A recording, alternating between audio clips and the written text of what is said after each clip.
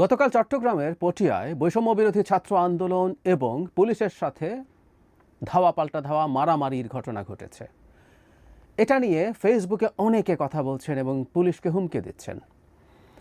আমরা গণ অভ্যুত্থানের বর্ষপূর্তি করতে যাচ্ছি খুব অল্প সময়ের মধ্যে। সেই জায়গায় দাঁড়িয়ে আমাদের আবেগ সরিয়ে বাস্তবতার জমিনে দাঁড়িয়ে সব কিছু দেখা দরকার। বাংলাদেশকে আর কতদিন আমরা অ্যানার্কির মধ্যে রাখবো, এই প্রশ্ন আসা উচিত। এবং আমাদের আবেগের বাইরে গিয়ে কথা বলা, যদি কেউ অসন্তুষ্ট হয় তারপরে কথাগুলো বলা দরকার। কেন বলছি, গতকাল মারামারির পর আজ তারা পটিয়াতে চট্টগ্রাম কক্সবাজার যে সড়ক আছে সেটা অবরোধ করেছেন। তারা প্রচণ্ড বিক্ষুব্ধ পুলিশের উপরে, থানার উপরে থানা ঘেরাও করেছেন। কিন্তু কারণটা কি আসলে? কারণটা আমি গতকাল কি ঘটেছিল একটু দেখি এবং তাতে আমরা বুঝবো আসলে আমাদের কি বলা উচিত, কি করা উচিত। আমি প্রথম আলো থেকে পড়ছি। প্রত্যক্ষদর্শী পুলিশ ও আন্দোলনকারীদের পক্ষের সূত্রে জানা গেছে, রাত ৯টার দিকে পটিয়ার কেন্দ্রীয় শহীদ মিনারের সামনে থেকে, এটা গতকালের কথা, ছাত্রলীগের এক নেতাকে আটক করেন বৈষম্য বিরোধী ছাত্র আন্দোলনের নেতাকর্মীরা। পরে তাকে পটিয়া থানা চত্বরে নিয়ে আসা হয়। তবে ওই ছাত্রলীগ নেতার নামে কোনো মামলা না থাকায় পুলিশ তাকে গ্রেফতার করতে চায়নি। এ নিয়ে আন্দোলনকারী নেতাকর্মীদের সঙ্গে পুলিশের উত্তেজনা দেখা দেয়। আন্দোলনকারীরা পুলিশের উদ্দেশ্যে বিভিন্ন স্লোগান দিতে থাকেন। এক পর্যায়ে সংঘর্ষের ঘটনা ঘটে। পরিস্থিতি উত্তপ্ত হয়ে উঠলে পুলিশ ওই ছাত্রলীগ নেতাকে নিজেদের হেফাজতে নেয়। তারপরে কয়েকজন আহত হয়েছে এটা বলা হয়।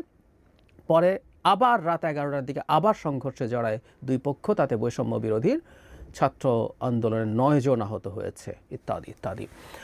আমরা একটা জিনিস খেয়াল করব, বৈষম্য বিরোধী ছাত্র আন্দোলন এই নামটা বাংলাদেশের ইতিহাসের অংশ হয়ে গেছে। মানে আগামীকাল এই সংগঠনটা না থাকুক, আগামীকাল এই সংগঠনটার ভীষণ সমালোচনা, আরও সমালোচনা হোক, কিন্তু আমাদের জুলাই অভ্যুত্থানে এই সংগঠনটি যে ভূমিকা পালন করেছে, ইনফ্যাক্ট এই একটাই ব্যানার ছিল আমাদের সামনে। আর যত যারা ছিল, প্রচুর রাজনৈতিক দলও পার্টিসিপেট করেছে, কিন্তু কেউ তাদের ব্যানার, পলিটিক্যাল ব্যানার নিয়ে নামে নাই। সো এই সংগঠনের প্রতি আমাদের শ্রদ্ধা, সম্মান, ভালোবাসা সব আছে, আবেগ আছে, এবং এটা জুলাই মাস। কিন্তু আমরা একটা জিনিস খেয়াল করি, পুলিশ, আমরা চাই, যেটা শেখ হাসিনার সময় সব সময় চেয়েছি, পুলিশকে আমরা বলেছি তুমি তোমার আইন মেনে চলো। পুলিশের একটা আইন আছে, সেটা মেনে চলো।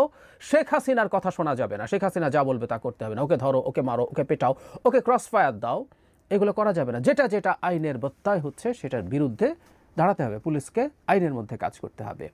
ঘটনা যেটা জানা গেল, বৈষম্য বিরোধীরা, আমি এটাও ধারণা করি, অনুমান করি, ছাত্রলীগের প্রতি তাদের ক্ষোভ আছে, বিক্ষোভ আছে, রাগ আছে, বিদ্বেষ আছে, সবই থাকা সম্ভব। এই ছাত্রলীগ তাদের জীবনে বহু সংকট তৈরি করেছে, এই জনজীবনে সংকট তৈরি করেছে, এটাও মানি, এটুকু বোঝার জ্ঞান আমার আছে।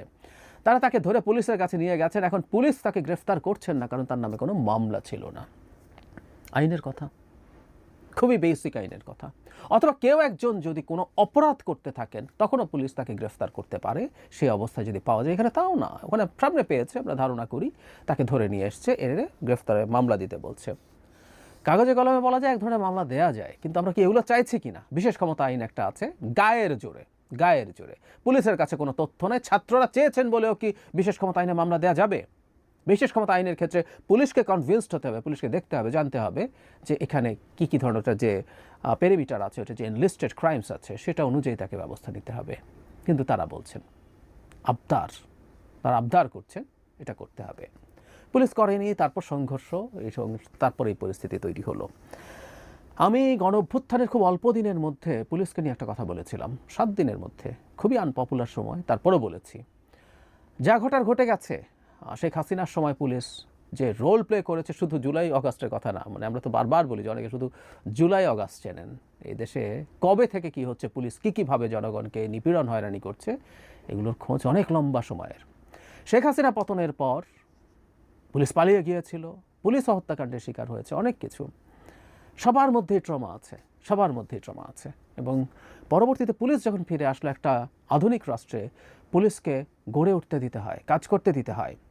আমি জানি এই কাজটা সোজা না, কিন্তু যেখানে যেখানে পুলিশ তার আইনের মধ্যে কাজ করছে, আমাদের সেই জায়গাটা খেয়াল রাখতে হবে।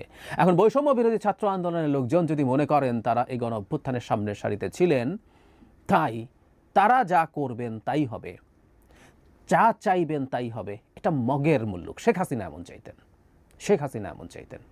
এটাকে আমরা মব বলবো না, কেউ কেউ মব বলেন না, এটাকে মব বলবো না, কারণ এটা সংগঠন। মব আসলে সাংগঠনের নাম দিয়ে সাংগঠনিকভাবে যায় না, এটা একটা সংগঠন স্পেসিফিক, খানিকটা ছাত্রলীগ আওয়ামী লীগের সময় যেরকম করছিল সেই রকম পরিস্থিতি এটা। সো তারা মনে করছেন তারা যা বলবেন সেটাই আইন, তার মুখের কথাই আইন। পুলিশ জাস্ট একটা অনুগত বাহিনী, তাকে মানে একটা সরকারি পোশাক পরা একটা ব্যক্তিগত পান্ডা। আমি বলবো ওকে ধরো, ওকে মারো, ওকে মামলা দাও, এটা করতে পারি? কোনোভাবেই পারি না, কোনোভাবেই পারি না। আমি ব্যক্তিগতভাবে মনে করি পুলিশের ওখানে যেসব বৈষম্য বিরোধী ছাত্ররা অনিয়ম করেছে, অন্যায় করেছে, মারামারিতে জড়িয়েছে, তাদের বিরুদ্ধে দৃষ্টান্তমূলক ব্যবস্থা নেওয়া উচিত। এখানে ফৌজদারি অপরাধ হয়েছে, এই ফৌজদারি অপরাধের জন্য তাদের বিরুদ্ধে ব্যবস্থা নেওয়া উচিত। এই রাষ্ট্রকে দেখাতে হবে আইন সবার জন্য সমান, আইন কারোর জন্য বেশি সমান না। বৈষম্য বিরোধী ছাত্র আন্দোলনের জন্য আইন একইভাবে প্রযোজ্য যেটা একজন ক্রিমিনালের জন্য প্রযোজ্য। খুব সোজা সাপটা কথা। গণঅভ্যুত্থানের 1 বছর সামনে রেখে জুলাই মাসে এই কথা বলা খুবই রিস্ক, আমি জানি। আপনারা আমাকে প্রচুর গালিগালাজ করবেন, কিন্তু আমি সত্য কথাটা, সঠিক কথাটা বলতে চাই। এবং এটা খুব ছোট একটা ঘটনা না, এটা একটা বিরাট তাৎপর্য আছে। শেখ হাসিনার পতন এবং পালিয়ে যাওয়ার পর আমাদের অনেকের মনে হয়েছে আমরা শেখ হাসিনা হয়ে যেতে চাই, আমরা শেখ হাসিনার মতো আচরণ করছি। বহুবার বলেছি আমাদের ভেতরে সাম পার্সেন্টেজ অফ শেখ হাসিনা থেকে যাওয়ার সম্ভাবনা থাকেও, কিন্তু ওটাকে নিয়ন্ত্রণ করতে হবে। আমরা শেখ হাসিনাকে খেদাতে চেয়েছি বাংলাদেশকে একটা সিস্টেমের মধ্যে ঢোকানোর জন্য, একটা স্ট্রাকচারের মধ্যে ঢোকানোর জন্য, একটা নিয়মের মধ্যে ঢোকানোর জন্য। সুতরাং আমাদের সেটা করে যেতে হবে। এর বাইরে যে যা করবে, আইনের বাইরে, নিয়মের বাইরে, স্ট্রাকচারের বাইরে, সে যেই হোক না কেন তার বিরুদ্ধে আইনগত ব্যবস্থা নিতে হবে। আমি দাবি করি, লাভ নাই আসলে দাবি করে, এগুলো বারবার বলছি, রেজিস্টার করে রাখি। সরকার কি বৈষম্য বিরোধী ছাত্রদের বিরুদ্ধে কোনো ব্যবস্থা নেবে? উত্তর হচ্ছে নেবে না। এই জন্যই বলছি সরকার কোনো বেঞ্চমার্ক তৈরি করছে না। এই সরকার এদের বিরুদ্ধে ব্যবস্থা নিয়ে বেঞ্চমার্ক তৈরি করতে পারত, কিন্তু সেটা সরকার করবে না, কারণ এদের প্রতি সরকারের বিরাট